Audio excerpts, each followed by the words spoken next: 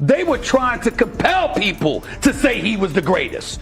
Michael Jordan didn't say that about himself. Kobe Bryant didn't say that about himself. Kareem Abdul-Jabbar didn't say that about himself. Bill Russell didn't say that about himself. Tim Duncan didn't say that about himself. Nobody said that. Nobody but him. Every time LeBron does something, if Jordan wanted to, he would have done it. I didn't say that. He's what you... Michael Jordan versus LeBron James. It's the argument that refuses to fade. You hear it on sports shows, in podcasts, and across every corner of social media. Some fans roll their eyes and say the conversation's been exhausted, but the reason it keeps resurfacing is simple. People believe the throne of basketball greatness can belong to only one player. At the peak of the sport, one figure still casts the longest shadow, and in Stephen A. Smith's view, that figure is Michael Jordan. No hedging, no watered down opinions, no patience left for the shifting storylines or modern reframing of the debate. How many 40-point games did Michael Jordan have?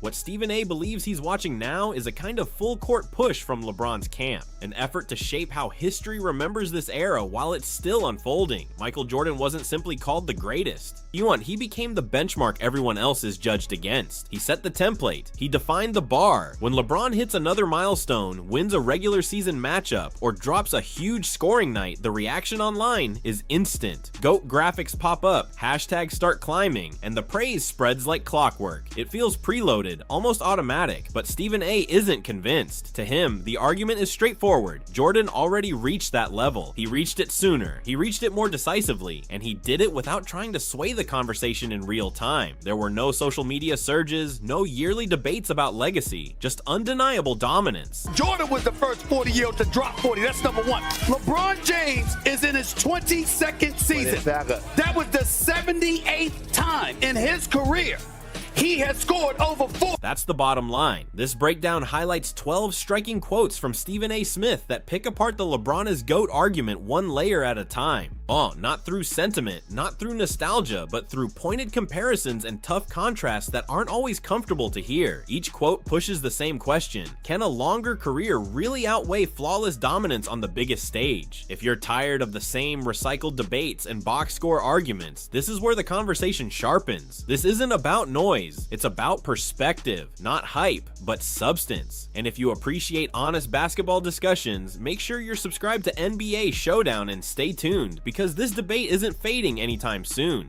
Stephen A. begins his case with 2 points he believes should instantly cool the GOAT conversation. First, Michael Jordan became the first player in NBA history to drop 40 points in a game at age 40. That moment wasn't just about scoring. It was about bending time. It was about stepping away from the league, returning, and still seizing the spotlight like it never left him. Jordan retired, came back, stepped away again, and returned once more, yet he still delivered moments that rattled the entire league. That isn't just longevity, that's presence, that's aura. That's a superstar whose influence didn't shrink just because the years passed. Now shift to LeBron James. In his 22nd season, he logged his 78th career 40-point performance.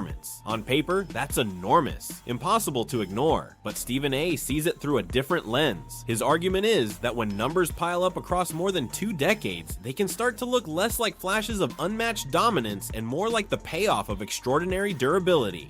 Long enough that I was in college. And still, he ain't catch Jordan. This is where the contrast really sharpens. Michael Jordan didn't require 2 decades to build fear around the league. His prime was concentrated, explosive, and unforgiving. He didn't slowly assemble his legacy piece by piece. He burst onto the scene and made the verdict feel immediate. LeBron's greatness is rooted in endurance and consistency over time. Jordan's greatness was about sheer force at his peak. That's the divide. One story is a long-distance run of production. The other is a thunderbolt that reshaped the landscape in an instant. And that's exactly the ground where Stephen A. plants his argument. He keeps stressing that even if LeBron went out tomorrow and dropped 100 points, the debate wouldn't suddenly reverse. That's the heart of his stance. When one player delivered history-making moments at 40, and the other is still compiling achievements deep into year 22 while chasing a legacy that's followed him his entire career, the framing shifts quickly. Stephen A. isn't taking shots at LeBron James. He's setting a boundary. His view is that Michael Jordan never needed time on his side. He didn't rely on added seasons to strengthen his case. Jordan operated like a force beyond the clock itself. The league adapted to him, not the other way around. And even at 40, he could still step into an arena and produce a night that reminded everyone who defined the gold standard to begin with. Anything that Michael Jordan wanted to do, he didn't spend the is shivering. He didn't have to go to South Beach. That level of greatness can't be reduced to numbers alone. It's about presence, intimidation, and the kind of influence that lingers long after the stat sheet is printed. And in Stephen A's view, LeBron still hasn't quite captured that same aura. Then there's a statistic that lands with real weight. Michael Jordan played 7 fewer seasons than LeBron and still logged 173 games, scoring 40 points or more. Think about that for a second. 15 seasons, 2 retirements woven in, yet still 173 nights of overwhelming offensive dominance. Jordan wasn't just filling the box score. He was tearing apart defenses with cold precision. Every opponent felt targeted. Every closing stretch felt like a personal takeover. He didn't conserve energy for later. He imposed himself right away. LeBron, on the other hand, has played in an era of extended primes, modern recovery science, world-class performance teams, and a game designed to encourage offensive rhythm. Yet even with more seasons, more court time, and more chances overall, he still sits behind Jordan in 40-point games.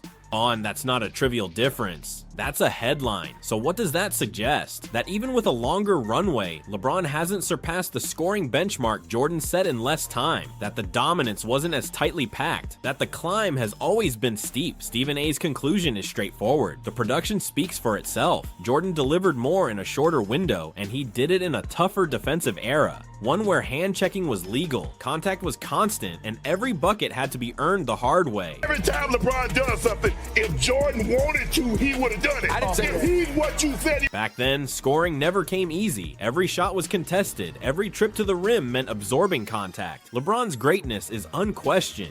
No serious voice disputes that. But Stephen A's argument is that LeBron has also played in conditions Jordan never experienced. All from cutting-edge recovery technology to rules that favor offensive flow. And even with those benefits, he still hasn't surpassed what Jordan packed into a shorter stretch of time. Longevity is usually framed as a superpower. Stephen A turns that idea on its head. To him, needing more years suggests that extra time was required just to remain in the conversation. Jordan didn't need a long timeline to define his legacy. His peak spoke loudly enough by itself. From there, Stephen A shifts to another sensitive comparison. LeBron's early career, 8 seasons passed before his first championship, filled with lessons, setbacks, and playoff disappointments that shaped him. Jordan's path looked different once he reached the top tier. When his championship window opened, he didn't slowly grow into it. He seized it and shut everyone else out. That difference keeps the debate alive. One story is about a long ascent toward the summit. The other is about a force that took control the moment the crown came into view. Jordan didn't gradually settle into the league. He detonated into it. When he arrived in Chicago, the Bulls weren't dominant, intimidating, or remotely close to a dynasty. Then he stepped on the court, and the identity of the franchise flipped almost overnight. LeBron James entered the NBA surrounded by enormous expectations as well. That part is undeniable. We're trying to compel people to say he was the greatest. Michael Jordan didn't say that about himself. Kobe Bryant didn't say that about himself. Abdul-Jabbar didn't say that about himself. Bill Russell didn't say that about himself. Tim Duncan didn't say that about himself. Nobody said that. Nobody but him. Curry hasn't said that about himself. Steph Curry has never called himself the greatest shooter of all time. Ray Allen never called himself the greatest shooter. He left Cleveland. He teamed up with other superstars. After painful playoff exits, he had to reset, adjust, and work through the process piece by piece. In Stephen A. Smith's eyes, this isn't only a comparison of resumes, it's a comparison of approaches. Jordan didn't wait for greatness to arrive. He forced it into existence immediately. From the instant he stepped onto an NBA floor, the atmosphere changed. LeBron entered the league with once-in-a-generation talent, no question, but his journey required shifts, alliances, and course corrections before the titles came. That isn't a knock, it's a distinction. Jordan's legacy was shaped in the middle of pressure, conflict, and moments where everything hung in the balance. LeBron's career, by contrast, has unfolded with more calculated decisions. New teams, new systems are deliberate moves designed to maximize success. Yet people often talk as if those two roads were the same. Stephen A's stance is that they're nowhere near identical, because greatness isn't defined only by how the story ends, it's also defined by how it begins. And be in the same room with Brady or Mahomes because he only has one ring. Barry Bonds never won a World Series. You can't sit here and tell. Jordan stepped into arenas with a presence that felt unquestioned. He didn't inherit respect, he seized it. LeBron, on the other hand, built his reputation over time, through growth, roster changes, and reshaping situations around him. That difference carries weight. Then came the moment that lit up the studio when Shannon Sharpe pushed back, essentially asking, if Jordan was capable of all this, why didn't he do it? It sounded like a solid defense of LeBron, but Stephen A. flipped the frame immediately. To him, the real question isn't why Jordan didn't take LeBron's route. It's why LeBron needed that route in the first place. Jordan never had to chase longevity milestones to confirm his greatness. He didn't need to bounce between franchises to prove he could win in multiple places. He didn't rely on super teams in different cities to secure his legacy. What he built in Chicago, he completed. 6 championships, 6 finals appearances, 6 finals MVPs, no defeats on that stage. 10 scoring titles in 11 full seasons with the Bulls. Sit with that for a moment. That isn't stat accumulation. That's dominance compressed into a ruthless window. That's a player who controlled his era so completely that the argument felt settled while he was still on the court. Shannon's angle suggests Jordan needed a resume like LeBron's to compare. Stephen A.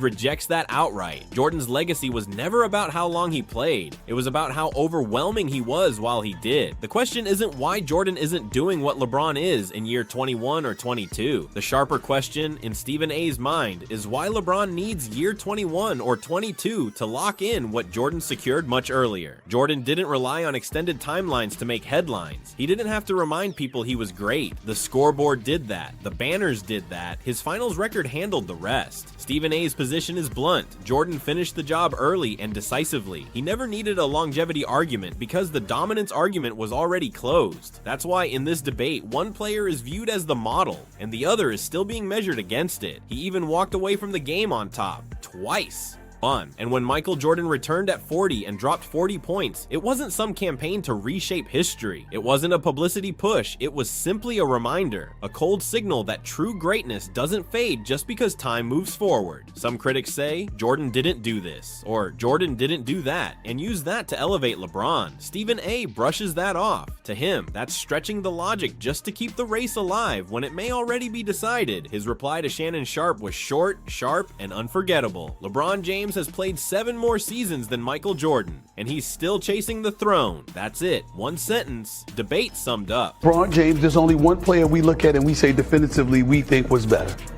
And that was Michael Jordan. Step back and really think about what that means. More seasons, more games played, more minutes logged, more possessions, access to modern recovery, on elite training staffs, and cutting-edge technology. And still, the peak Jordan built in a shorter span continues to look taller. That's the part people don't like to sit with. In most sports conversations, longevity is treated like a bonus, something that adds shine to an already great career. But in this debate, Stephen A. flips that idea completely. He argues that staying power has become the main pillar keeping LeBron anchored in the GOAT discussion. Take away the extended timeline, and suddenly the resume looks different. Jordan didn't need a 2-decade run to cement his place. He dominated the league in 15 seasons, and even that number doesn't tell the full story. 2 retirements, 2 full absences from the game, and 2 final years in Washington when he was long past his peak. Yet the results never changed. 6 championships, won 6 finals MVPs, a flawless finals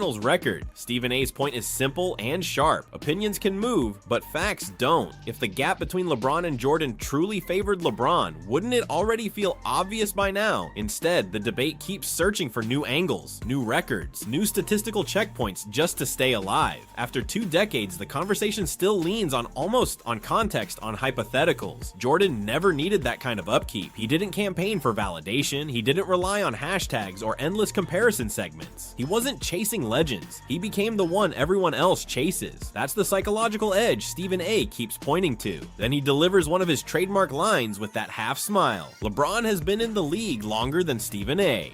Was in college, and he still hasn't caught Jordan. It lands as humor, but there's a serious sting behind it. If 7 extra seasons haven't closed the gap, maybe the gap wasn't built to close at all. That's the heart of Stephen A.'s argument. Jordan did it quicker, he did it cleaner, and he did it in a way that left no unfinished business decades later. That's why this debate refuses to disappear. One legacy feels sealed, while the other still feels like it's making its case. And this is where Stephen A.'s tone stops being diplomatic and turns openly sharp. sharp. He's no longer just comparing stats. He's putting the entire GOAT conversation under a spotlight and saying, look at what this has turned into. LeBron supporters often point to durability as the ultimate strength. They highlight consistency. They emphasize 2 decades of elite play as the decisive argument. But Stephen A flips the question. What does it really mean if someone has more than 20 years to pass a player who locked in his legacy in barely over a decade, and the debate still isn't settled? To him, that's not proof of superiority. That's a warning sign. In his view, longevity has started to function less like a weapon and more like a smokescreen. Not a knockout punch, but a way to keep the conversation going. Jordan's impact didn't stretch slowly across time like a long-running series. It hit fast and permanently reshaped the league. It was decisive. It felt final. LeBron's career, meanwhile, has unfolded in layers. Incredible peaks, championships, record-breaking performances. No one denies that. But also finals losses, playoff disappointments, and moments critics still revisit years later. The narrative has had to keep evolving to keep the GOAT case alive. First, the focus was rings. Then it shifted to chasing Jordan's scoring dominance. Then it became about total points. Then longevity. And now it often turns into redefining what greatness even means. That's the pattern Stephen A is calling out. Jordan's career felt precise. 6 finals trips, 6 titles, 6 finals MVPs. No stumbles at the finish line. No need to reinterpret the resume later. It stood firm on its own. Stephen A's sarcasm cuts because he's not questioning LeBron's greatness. He's questioning the moving goalposts. If the definition of greatness has to keep changing just to keep someone in the argument, was the answer ever truly obvious? Jordan set the benchmark. Everyone else is still being measured against it. That's the pecking order Stephen A refuses to move off of. Then came the sarcastic line that had the whole studio buzzing. Everyone already acknowledges LeBron as one of the 3 greatest players ever. So what more is needed? A bib and a bottle. It's dramatic, sure, almost theatrical, but the point underneath it is serious. What Stephen A is really saying is this: LeBron's legacy isn't under attack. Being top 3 all time already places you in the most exclusive tier imaginable, the sports Mount Rushmore. But when the conversation constantly demands more applause, more validation, more insistence that he must be number 1, it starts to feel overdone. That's where the mockery creeps in. True greatness doesn't have to plead for recognition. It naturally commands it. Jordan didn't need debate segments dedicated to convincing people he was the best. His dominance made the case on its own. The present spoke for itself. LeBron's career is undeniably historic. No one serious disputes that, but Stephen A's frustration comes from what he sees as a non-stop push to elevate it beyond what the resume alone settles. When supporters push for a crown that still sparks argument, it can begin to feel forced rather than obvious. At its core, Stephen A's position isn't that LeBron isn't an all-time great, it's that greatness already comes in levels. And stretching definitions to squeeze into the very top spot doesn't make the crown fit any tighter. That's why the debate stays heated. One legacy feels finished, the other still feels like it's making its case in real time. And that's the real target of his criticism. In his view, some fans don't just want LeBron respected, they want history reshaped so he stands above the player who set the original standard for greatness, Michael Jordan. Jordan never had to lobby for admiration. He didn't rely on the media to soften criticism or on fans to campaign for his place in history. People recognized his greatness because he made it undeniable. Stephen A frames LeBron's career differently, almost like a continuous campaign. Every milestone arrives with a media explosion. Every achievement turns into another debate segment. Every stat gets analyzed, reframed, and stacked in the most favorable light to support one conclusion: he must be number 1. And Stephen A is clearly tired of that energy. Jordan didn't argue for the throne. He demonstrated why it was his. Because of that, he didn't need waves of online defenders whenever someone questioned him. His resume handled the argument. With LeBron, even monumental moments don't get to stand alone. When he crossed 30,000 points, it wasn't just celebrated as historic. The reaction immediately turned into comparison mode. Yeah, but how does it stack up against Jordan? It's like every LeBron milestone ends up sparring with a legacy that, in Stephen A's eyes, was settled long ago. That's why Stephen A hits the sarcasm switch with the whole diaper and bib line.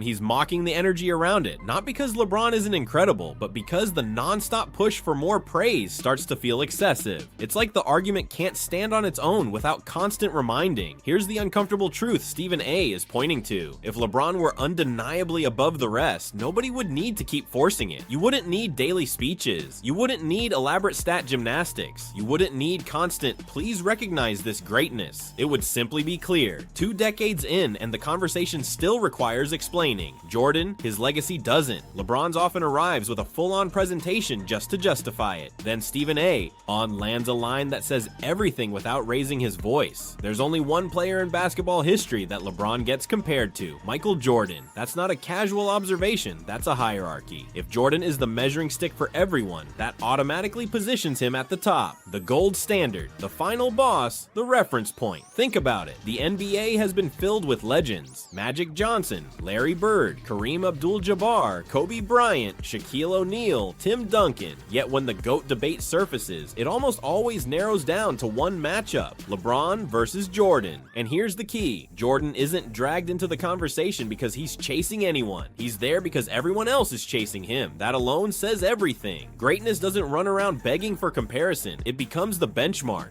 Oh, Stephen A. isn't denying LeBron's greatness. He's pointing out that the fact there's only one player who consistently serves as the yardstick tells you who the true standard is. In his eyes, that king isn't LeBron, it's Michael Jordan, the player who helped globalize the NBA, the one whose jersey still sells like it's 1998, the man who went 6 for 6 in the finals, 6 championships, 6 finals MVPs, no losses on that stage, no super team narrative, no rotating cast of elite co-stars every few seasons. That's Jordan, and the fact that Jordan still defines the benchmark LeBron is measured against speaks volumes. If LeBron had already eclipsed him, the debate would have ended naturally. No panels, no social media spats, no endless breakdowns. But it hasn't ended. Instead, we get side-by-side graphics, selective stats, context-heavy explanations, and new definitions of greatness every season just to keep the argument alive. That alone tells the story. Jordan never had to defend his throne after retirement. No one seriously lined up to dethrone him. His resume felt complete,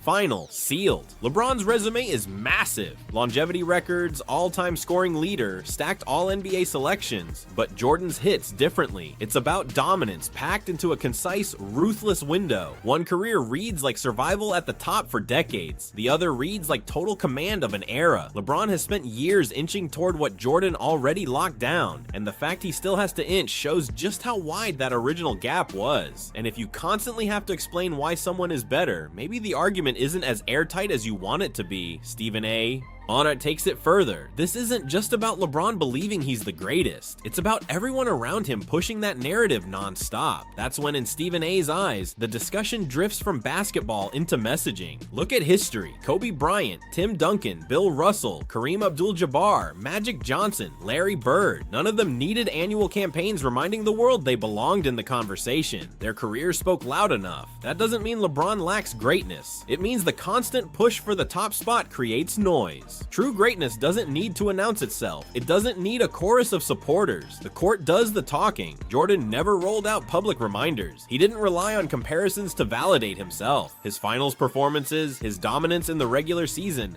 his killer instinct in big moments. That's the foundation of Jordan's legacy. With LeBron, every season seems to bring another headline claiming he's already surpassed Jordan. Another quote, another debate, another highlight reel. After a while, it starts to feel repetitive. It starts to feel forced.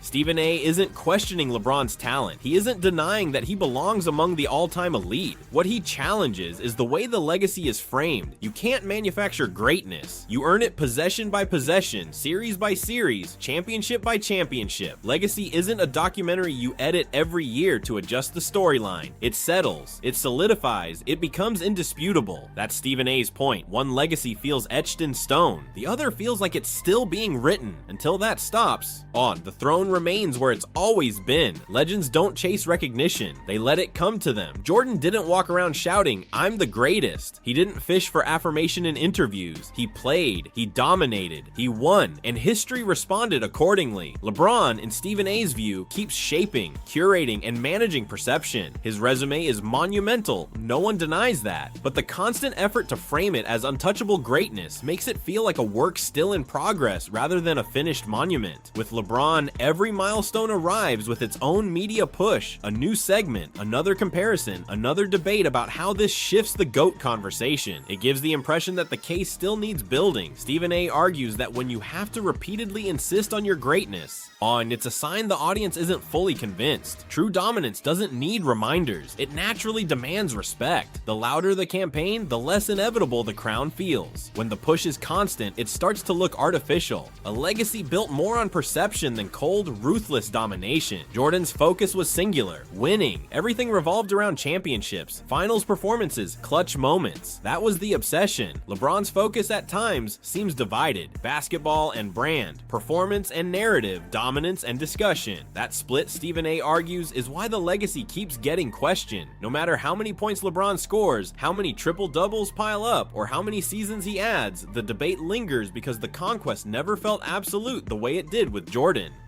Jordan left no gray area. 6 finals appearances, 6 championships, 6 finals MVPs, 0 losses on that stage. That's airtight. LeBron's finals record invites context, explanation, and debate. And when greatness requires context, it doesn't feel final. Stephen A.'s point is precise. It's not just about stats. It's about presence, mentality, making it undeniable. Jordan did that. LeBron, in this framing, leaves room for doubt and then tries to argue over it. That's the flaw. Greatness doesn't beg, it doesn't campaign, it doesn't lobby, it simply exists. It commands respect without asking for it. No matter how long LeBron plays, no matter how many records he breaks, Stephen A. believes he'll never occupy the untouchable space Jordan claimed. You can't declare yourself king if the throne was already taken clearly.